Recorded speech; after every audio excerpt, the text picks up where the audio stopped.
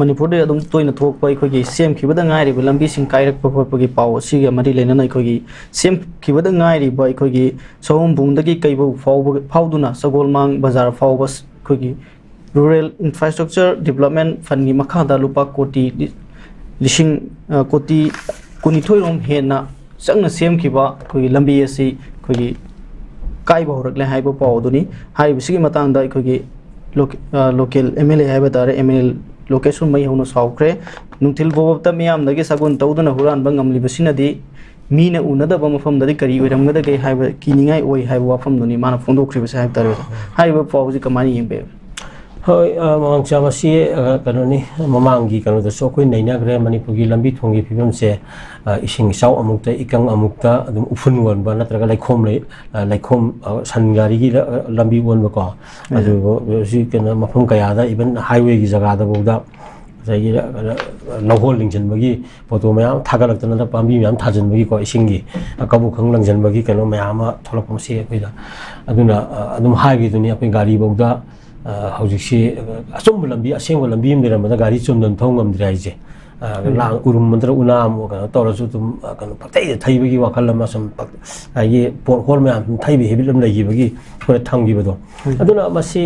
लंबी थोंग कम्युनिकेशन से basis of the real development transportation अना लायंगी करिगे सलिबा मयाम सिंगसिकी को मस्तीदा लंबी सिदा पुरकदोरिबा मयाम अदगी ट्रांसपोर्टेशन मयाम तगदोरिबा अदगी इकोनॉमी अमगा कनेक्टिविटी हाइबा तारे को कनेक्टिविटी सी सोनबदगी ने खुनाई सिदा अकोइना मागी तोंबा वाखलोन खेनबा मयाम लाइसे सिंगी जगह लैबा लंबी थोंग फजना फगलनबा को अकोई पुंग अमगी मनुंगदा अदगी याम तेद मतंगी मनुंगदा अकोई लायंग संग योहनबा ngamba अदगी सिगुम मयाम कम्युनिकेशन मयाम से फेल होरपा हाइबा तारे को अदु मयाम दुना ngसागी अरान वाखल मयाम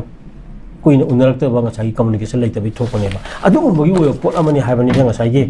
उजिकी लंबी सेमबा कनो खुंदा फुंकेनदगी रमनुना अदुगी द थोइबा कनो दो लंबी दु याम अकोई अम तौरिसे लंबी से सेम कांदा ngसागी मसक्तंग फजरगा अमतंग नोंग चुबुदा यादबसिमदि उरेबा मसे मसिदा अइना तौरिसे अयाम्बा कंट्रैक्टर जिंगी मागी होइबा इथिकल होइदबा हाइबा तारे डॉक्टर इंजीनियर वजा अदगी लैबा मयाम सिंगसी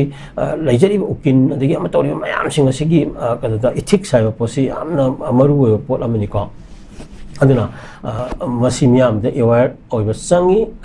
पर्टिकुलरली घसाई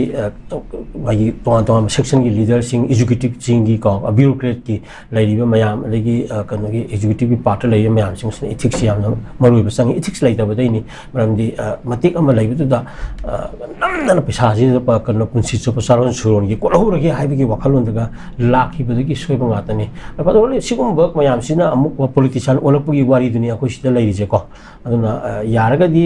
थिका दु कना कना लौइ जिम मेक सेक्शन लंबी से की ठिकादार से पाक सनसन एक सेम लोबरा नत्रगा सेमदाइदरा मसिमदि मियाम दा कनो तोहनिंगी कनो मंगांगचा को खंगनिंगी सी लंबी ठिकादार कनानो गाइसे मदु कनोनी अइना हाइजे कैसनती सिंग वाथोक याम लेबा ठिकादार वाथोक याम लेबा जे हाइंग इलेक्शन द कैंडिडेट होरा कांदा मियामना अदु तौगिबनि हार सेन खंगा कांदा अफबतगी वानि लौजनबई वानि मरमदि अखोइदि अयामबा कसिगुमबगी प्रोफेशनली लाखो गातनि दना मणिपुरगी कनो मयामचा अखोइदि लेजिस्लेशन मयामचा मरमदुना मियाम द खंगना कनानो ठिकादार तो हाइबो कनो से क्वेश्चन थोलई अदुना याम एथिकल होइबा ठिकादार कॉन्ट्रैक्टर सिंजिना अदुम कन्विंस तौगनि मागी कनो मयाम दा अथॉरिटी सिंदा मान एक्सपीरियंस लेरदि को कंसर्न डिपार्टमेंट की हेड सिंदा सी तोमतो याना अदु मयाम दो अदुना सी ओइदबदनि इथिक्स ओइदबदनि सिगुमसे याम थोलकिनी को नमरमदि अखोइदि कनो द बोट सेन याम चंगी हेबको अदुगी ओइबा तासन खमनमि वखलंदा लंबी दुगी ओइबा इंपोर्टेंट मागी लेबम थोप कनो मयाम दो अदुदा लेतबको अदुना मसी खर फमिनजे हाइबसिदि नतन उपायदि लेते अखोइ हानगी लंबी सेमबगी चांगदा फहनजिबा चांगदि कितंग हेन फगनबा मागी यानफम थोपका मागी कंपोजिशन मयाम दो खर हेंजन कितंग यानबीरगा तौबिउ हाइबसि आपिन नतना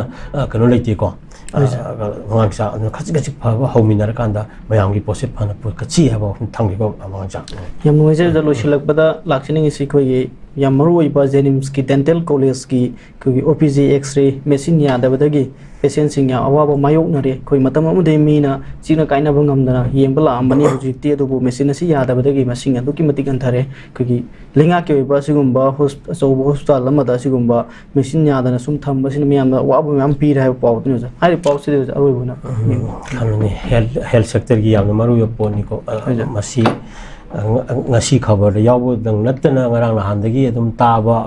hanadagi khara ningung pasan tarabani masidi newspaper sing pukapiraga masi issue je kano miyam mangna phongna thamba sini awaba kaya mayok naragani nati mayok na ba hograbani misi mina bo yawgrabani adagi natraga mafum matam chana diagnosis tawdabadagi ngasagi OPG kano amaloi ba dai tama lori ba X-ray gi kano sina mana lori ba thawdang miyam du madu difang tawraga lerak pa bisita patient sing da yamna singna ba hujik lak दा अदुगी को खुदों चाबदु लेत्रगदी कमाइना मखा lying चतदुन treatment चतदुन को अखोदी हुजिकती पुरा machine गी AI गी कनो लाक्सलप तंजा सिदा अखोइना मसिगुम machine मयामसी कनो अखोगी यादबगी वारी हुन तौ लेरेको मरम अदुना याम सोफिस्टिकेटेड ओइबा कनो मयामसी मेशिन मयामसी याउद्रगदी हुजिकती एनी कनो सी सक्सेसफुल ऑपरेशन हम तो अखोना तौबंगा मोइदोरिबनी डायग्नोसिस तौबंगा मोइदोरिबनी मरम अदुना कंसर्न अथॉरिटी सिंग दमसी हम तम चाना कनो पुखटकदबनी अदुगा मा इमरजेंसी सिचुएशन गी लैयो प्रोसेसिंग अदो हुजिक PR लेरगा जो माइ चीफ सेक्रेटरी बोरा गवर्नर बोरा मतम चाना मददा प्रेजेंटेशन पीर कान मरी लेना बा आदगी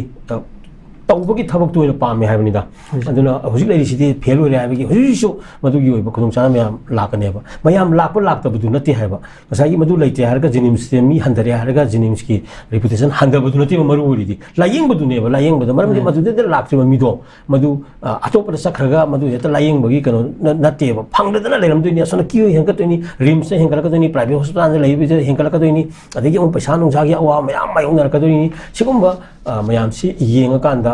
नाबा सोकपा अदगी सिगुंबा मयामसिंग असिदि कंप्रोमाइज तौबा यादबा पोट अमने मागी ट्रीटमेंट सिदि को डॉक्टर गी इथिक्स लैना फजना मने तौजबा मतमदा अचौबा हिंड्रेंस अमने पीरुजे मोइदको फिजिशियन मयाम सिंगसेदा मरमदना हाइबा कनो एक्सरे मेशिन जिदि ngasi खबर मयाम पाक्सना हापेको आइदि हाइ ngasi हायेंमक हांचिन मकी मनुंगजिदा अर मसे कनो तौनबा खोनबगिसे मसी इमरजेंसी थबकसे मसी लोकल हनिंगी अदुगा मरि लेनबा गवर्नर की मियंगसु कोई संचल हनिंगी अदुगा हेल्थ का मरि लेनबा ka CSO jing khangdi ama khangdi dum leinerangni ko lai lawi ko masinasु achauba kanoma kan mari lena singda praja gi mot chilaga takshan ma sangi aduna kan jenims ta layeng balak tabagi kan tunati issue di asai gi layeng da buduna miyam da wahalliba da atopo hospital jingda ko gi hena kano gi overloaded uheliba in the meantime amuksu asai gi government hospital singsta makhata sigi further facility ji laitabani na private hospital sing chapagi expense oiba mayam higher expense mayam sing to mitobang ngam dogi awa mayam sing asina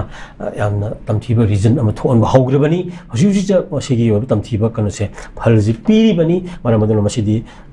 urgent amoina SOS ne na khalago miyamgi ko na khalakanda masigi action se lokasi haibo phungji thangbi ko mangcha yam nuai jing asi